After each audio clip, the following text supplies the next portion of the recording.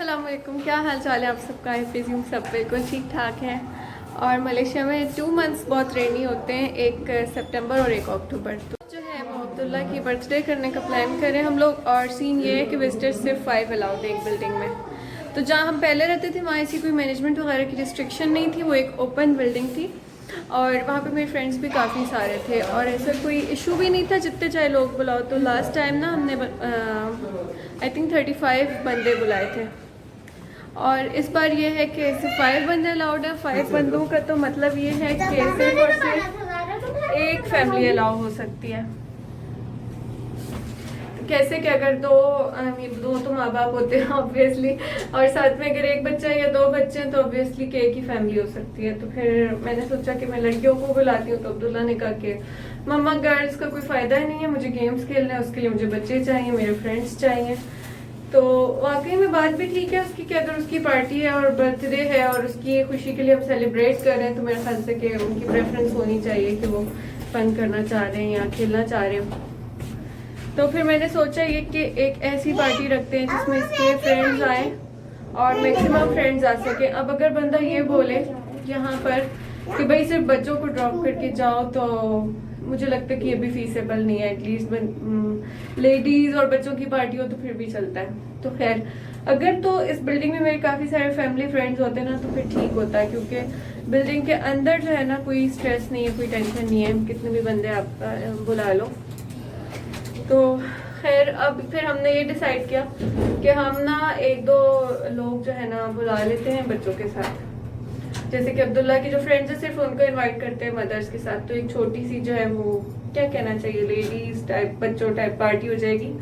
और बड़ी कोई गैदरिंग भी नहीं कर रहे और कोई ऐसे बड़ी सेलिब्रेशन भी नहीं है।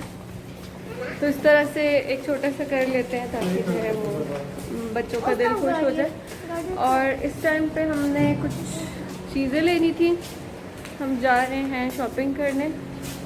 और बस ये है आज का अहवाल। सारा ये है। हाय सारा। सारा हाय। अच्छा, तो इस वक्त मैं सोच रही हूँ कि मेन्यू क्या रखा जाए। अब बच्चे हैं तो बच्चों को तो ज़्यादातर बर्गर्स, पिज़्ज़ाज़ और मैकरोनीज़ पसंद होती हैं। और बड़े बड़े जहाँ तक हैं तो बड़ों को तो फिर कौरमे, बिरयानियाँ, और बाहर के मुल्क में तो स्पेशली अपने जो देसी स्पाइसी खाने होते हैं बहुत याद देते हैं। हाँ बेटा, चिकन। तो अब ये है कि जैसे कि मैं सोच रही हूँ कि बच्चों के हिसाब से ही रखा जाए। तो मेरा ख़्याल ये है कि मैं फ़ास्ट फूड्स ही रखूँगी। और चले देखते हैं अब क्या करते हैं हम लोग। तो इस वक्त 6:30 हो रहे हैं और इतना कोई ख़ूबसूरत लग रहा है स्काई, डिफरेंट कलर्स बिखरे हुए हैं और सूरज ग़ुरूब होने का टाइम है। तो अब तक तो आप लोग को पता चल ही गया होगा मैं मलेशिया की जो ब्यूटी है, जो नेचर है, उससे कितनी ज़्यादा इम्प्रेस हूँ। और जो स्पेशली ये जो सूरज निकलने का और सूरज ग़ुरूब होने का टाइम होता है, इसमें बहुत ही हसीन हो जाता है, बस बंदा देखता ही रहे और इसमें खो ही जाए। और अब हम आ गए हैं ग्रोसरी करने। Be careful. अच्छा, यहाँ पे मैं सामने गिर गई बेचारी। अच्छा, तो मुझे मेरे हस्बैंड ने यहाँ पे ड्रॉप कर दिया, खुद वो चले गए कुछ डॉक्यूमेंट्स वगैरह उन्होंने फ़ोटोकॉपी करने, और बच्चे भी उनके साथ हैं। और ग्रोसरी के लिए तो काफ़ी लंबी लाइन है। चलें देखते हैं क्या होता है। हाइपर मार्ट में मैं गई और कोई इतना रश था और चीज़ें बिल्कुल ख़त्म हुई हुई थी। आई डोंट नो क्या रीज़न है, शायद मैं बहुत लेट हो गई थी तो मुझे कुछ भी ख़ास नहीं मिला और ना मैं रिकॉर्ड कर पाई, क्योंकि लोग बिल्कुल एक दूसरे के ऊपर चढ़े जा रहे थे और बहुत लंबी क्यूज़ थी।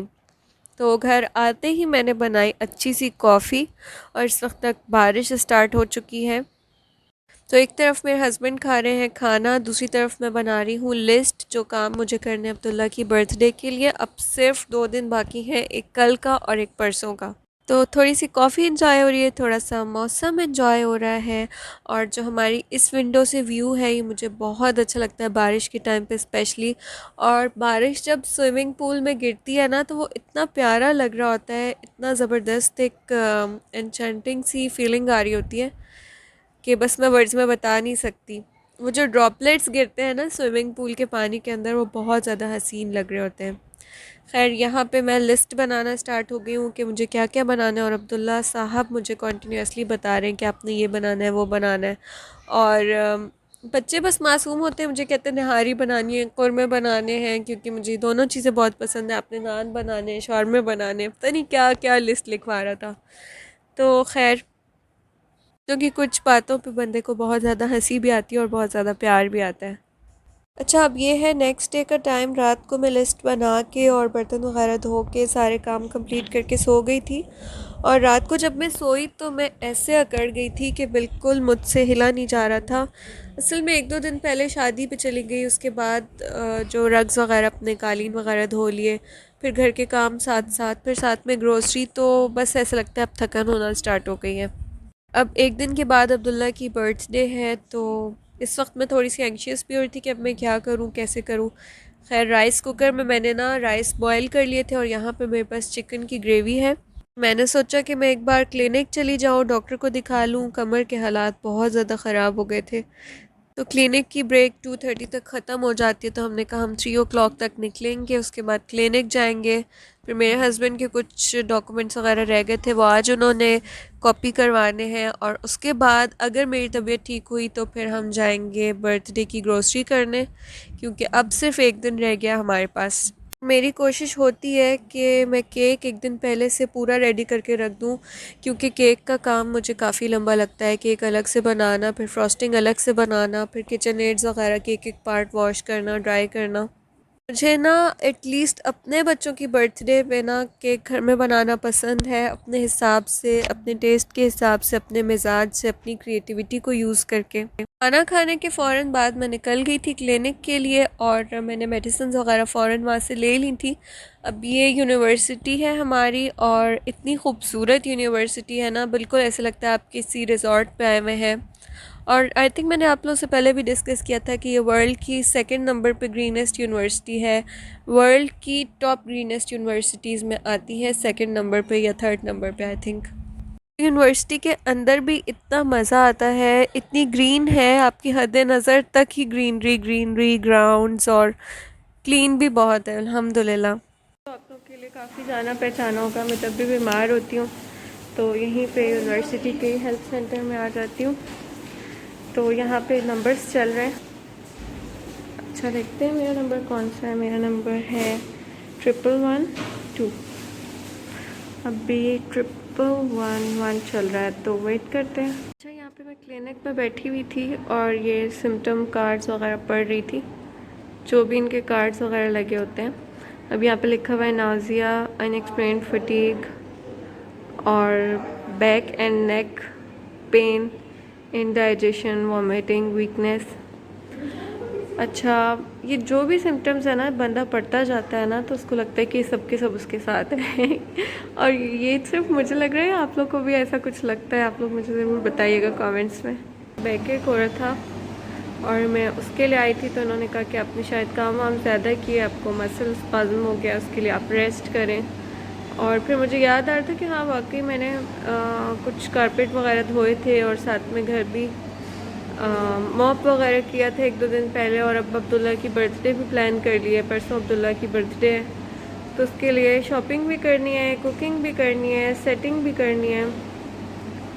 तो कल तक मुझे आइडिया नहीं था कि ये इतना ज़्यादा एग्रीवेट हो जाएगा, लेकिन अब क्या कर सकते हैं, गेस्ट को कह दिया है, और मैं ज़्यादा आगे भी नहीं करना चाह रही हूँ, क्योंकि फिर अब्दुल्ला पहले ही बहुत इमोशनल हो रहा था, और फिर आगे का कुछ पता नहीं चलता है, फिर से ये लॉकडाउन वगैरह हो जाए और सब चीज़ें बंद हो जाएं।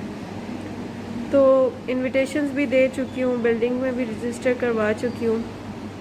तो खैर, देखते हैं क्या होता है। अब मैं यहाँ पे फार्मेसी पे बैठी हूँ मेडिसिन कलेक्ट करने के लिए। तो इसी वक्त मैंने मेडिसिन ले ली थी ताकि मैं थोड़ा सा रिलैक्स फ़ील करूं।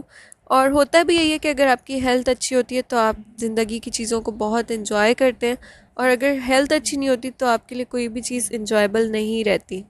अब हम आ गए अब्दुल्ला की बर्थडे के लिए डेकोरेशंस और कैंडीज़ वगैरह लेने के लिए। इस बार मैंने बच्चों के लिए बनाना है कैंडी प्लेटर। उनकी बर्थडे, उनको जो भी पसंद है एंजॉय करें और खूब मौज करें। और इसके बाद मुझे केक बनाने के लिए जो केक का मोल्ड होता है और जो उसका बोर्ड वगैरह होते हैं, डिफरेंट चीज़ें लेने के लिए आगे जाना है। आपको एक मज़े की बात बताती हूँ कि यहाँ पे ना इंडियन गाना लगा हुआ है और इतना मज़ा आ रहा है। वो वाला सॉन्ग लगा हुआ है, हवा के झोंके आज मौसमों से रूठ के। पता नहीं आपको आवाज़ आ रही है कि नहीं।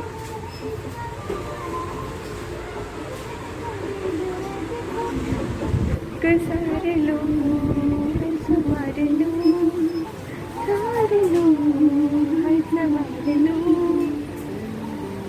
फॉरेन कंट्री में अगर इंडियन गाने मिले, पाकिस्तानी गाने मिले जो आपको समझ आ रहे हो, मॉल्स में लगे हो, तो बड़ा मज़ा आता है। इनको समझ आए ना है, ये लोग सुनते ज़रूर हैं। आई डोंट नो कि आपको आवाज़ आ रही है कि नहीं। तो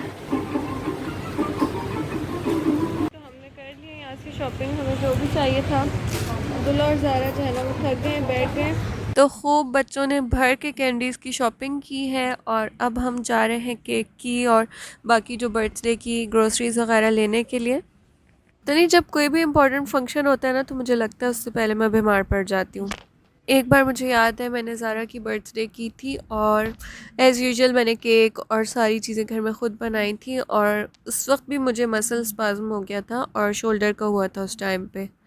और कोई भी मुझसे गले मिल रहा था ना तो मैं चीखें मार रही थी, इतना बुरा हाल था मेरे शोल्डर का, मुझसे बिल्कुल नेक भी मूव नहीं की जा रही थी। और इस बार अब्दुल्ला की बर्थडे हालांकि बहुत ही छोटे लेवल पे कर रही हूँ स्टिल, मतलब पैके को तो छोटी छोटी चीज़ें भी बहुत मुश्किल हो जाती हैं। और यहाँ पे अब्दुल्ला लोगों ने लिए थे बियर वाले बिस्किट और मैंने लिए थे सिंपल वाइट कैसल के चॉकलेट चिप बिस्किट्स। और अब्दुल्ला यहाँ पे अपना बियर दिखा रहा है। इसके बाद हम चले गए थे केक की जो बाकी चीज़ें लेनी थी वो लेने के लिए।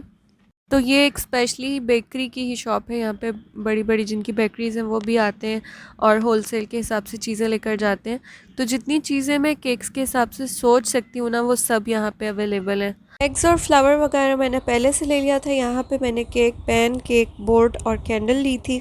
आज से पहले मैंने कभी भी 13 इंच का केक इकट्ठे बेक नहीं किया था और आज मैं फ़र्स्ट टाइम करूँगी। लास्ट टाइम मैंने लेयर्स में बेक किया था। हाँ जी, इस टाइम पे अजान शुरू हो गई मगरिब की।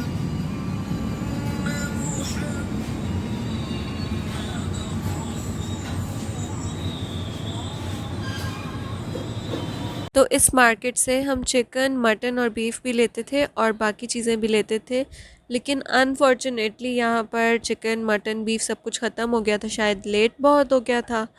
तो बस हम शुक्र है केक की सारी चीज़ें ले पाए क्योंकि वो सिर्फ वहीं से अवेलेबल होती थी। तो अब चिकन और मटन के लिए कल फिर शायद हमें जाना पड़े और कल ज़हीर ने एम्बेसी भी जाना है।